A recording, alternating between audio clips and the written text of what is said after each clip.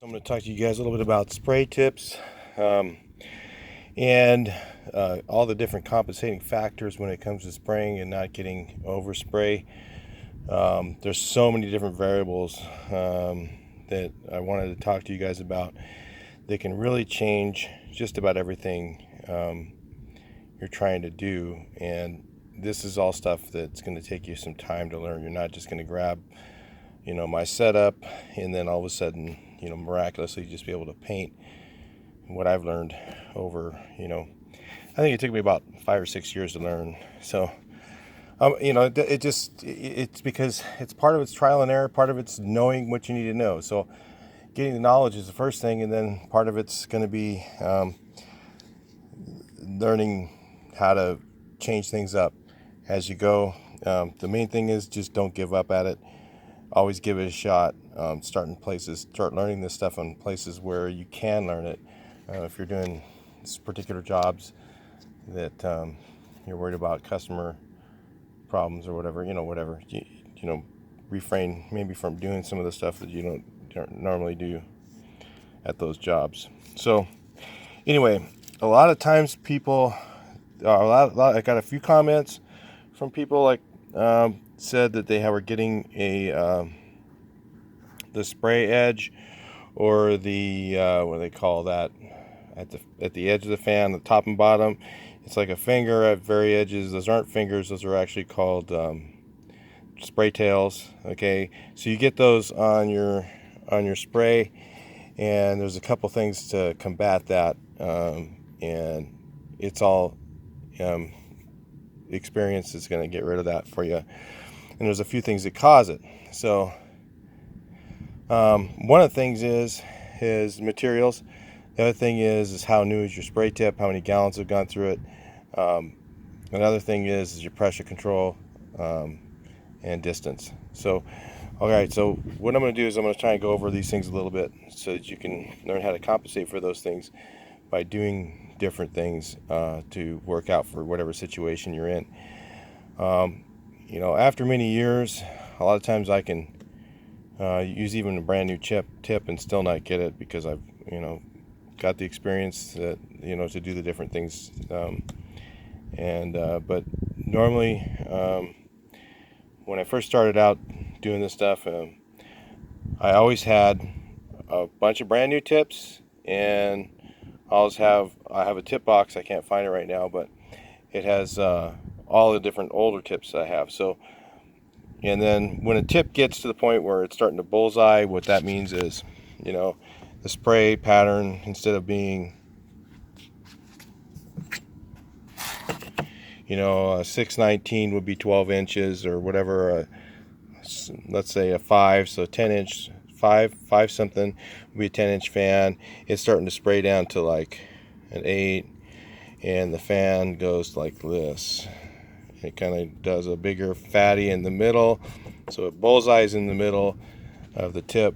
That means the tip's pretty much toast. Then I'll toss that tip. I won't use it anymore. But I will use an older tip sometimes, but not when they're like that.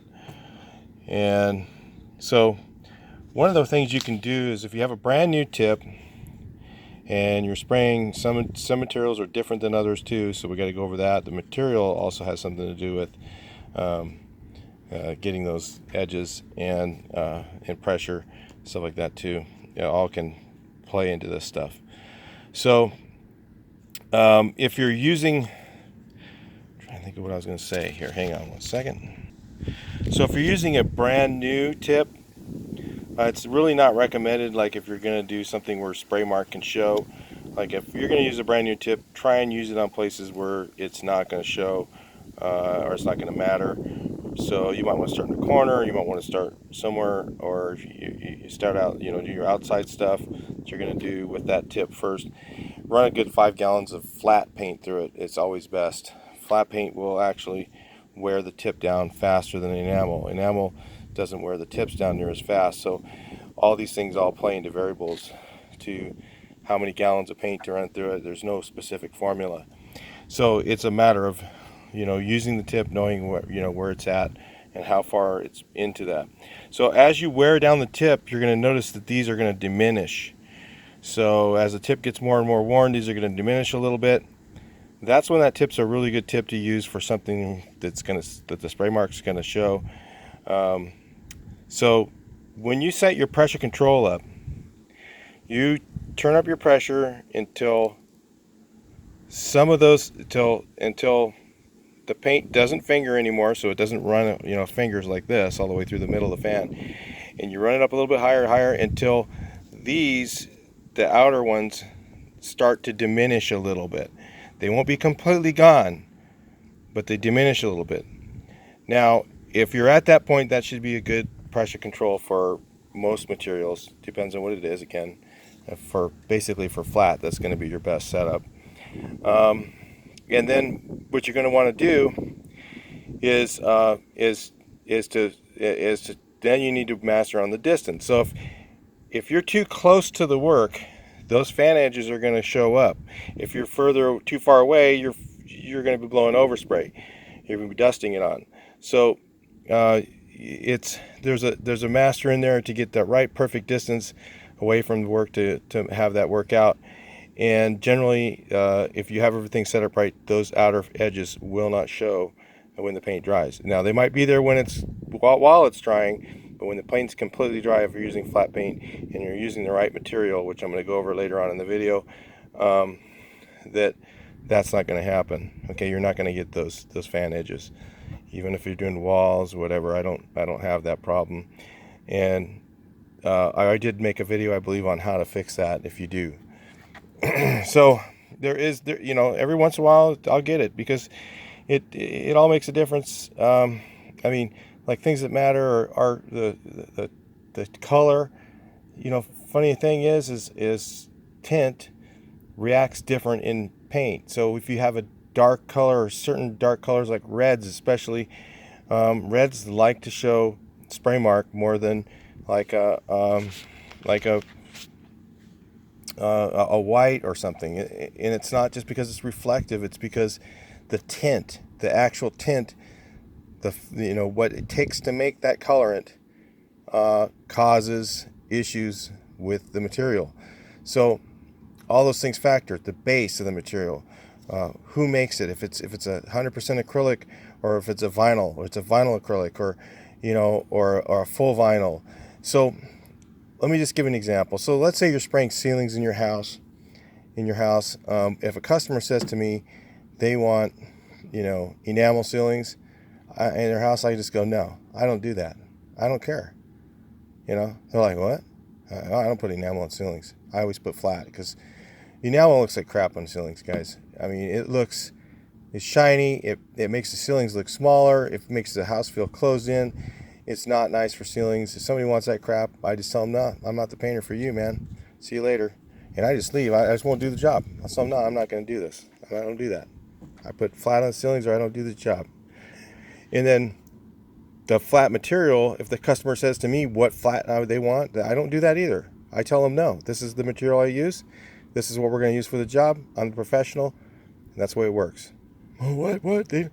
You tell them, yeah, that's right. You are the professional. You're supposed to tell them what they're getting. And if they're not that kind of person who want to listen to you, you do not want to do their job, because they're just going to cost you money. It's not worth it.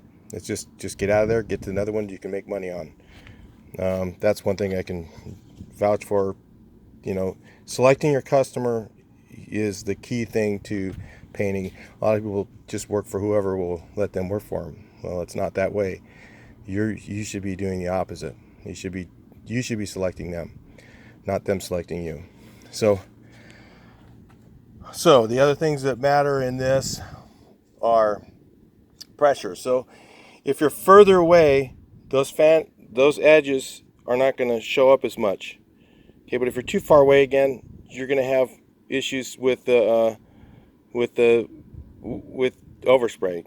It's not going to. So there's a balance in there. You got to find it, and it's a matter of practicing, and depending on the material you're using. For instance, some materials with more acrylics in them, and some materials that have different grades of acrylics. So let's say you have a material that has a cheaper grade of acrylic. The fan on that is going to be smaller, or it's going to be typically, let's say you have a 515, so your 10-inch fan is not going to go to 10 inches unless you water down the paint or you turn the pressure up way too high, and it's going to be this wide instead of this wide. So those are things to look at when you use material, and figure out what's going on with that material. And sometimes I just won't use particular materials because I know that they have cheaper acrylics in them, because I've tested them and I've used them and I've tried them, and they don't work well.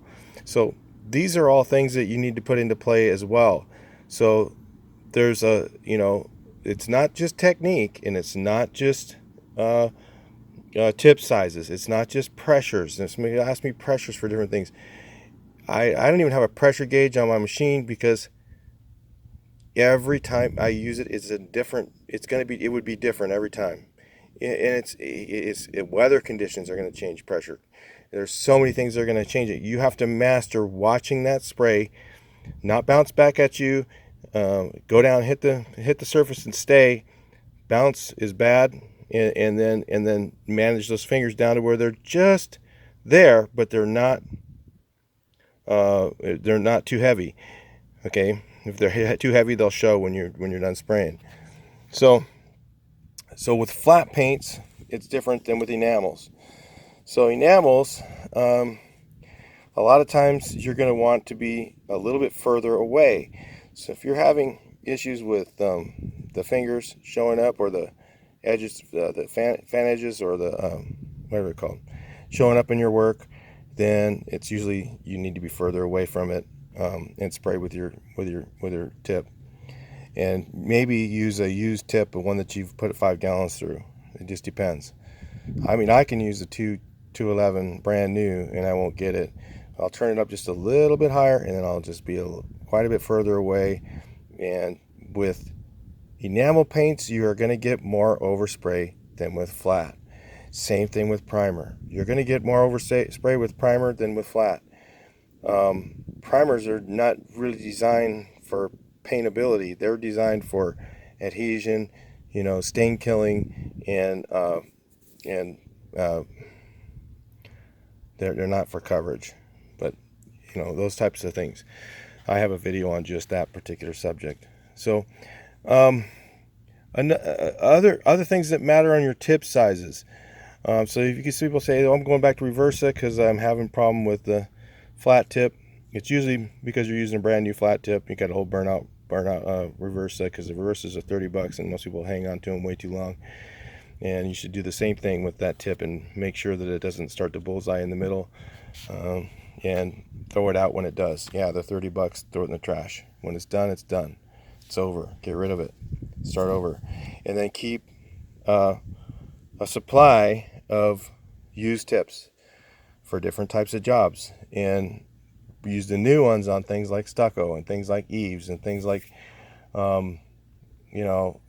spray and back roll. I mean, there's a lot of things you're going to use the new tips on that'll work just fine. So anyway, unfortunately, I had a great video I made already once, and a lot of the stuff's been forgotten, and it ran out of memory right in the middle. So, and I didn't get a notice on there that says out of memory. So this is about the best I can remember, and that's it for this video, I guess. I'll talk to you guys in the next video. Please like, share, and subscribe. Keep watching. Don't give up. Keep trying this stuff. And it's all, what the difference between a really, really good painter and a mediocre painter is this. And it's such small things. It's like a guy who wins a bike race. He's just using, he's got a little bit different chain loop. They're both in the same shape. Maybe he's spent 10 more minutes climbing hills. It's such a small thing that he becomes from 10th place to first place. That's the type of thing when I'm talking about with painting. This is very intricate stuff. This isn't something, some big just one 10-minute change and you're going to be, miraculously the best painter around. This is stuff that you have to learn over time, and and watch this stuff. When I learned it, The stuff that stayed, it's all stayed in my head because my boss would scream and yell, and if we weren't doing things exactly the way he said, Frank would get on us. He would yell at you, and you would never forget to do it wrong. So I'm not going to do that in my videos, fortunately for you, but unfortunately at the same time, because I just don't really, that's not my style of working. But you know, it worked in helping him and getting people to learn. He was a really hard guy to work for, but when you learn the stuff he learned, everybody who works for him now, worked for him afterwards, has made tons of money. So anyway, it's because of the information and techniques that he taught us. All right, so anyway, I will talk to you in the next video. Please like, share, and subscribe, and we will talk more about some of this stuff, and I'll be doing another video on different materials and things like that. Talk to you next video.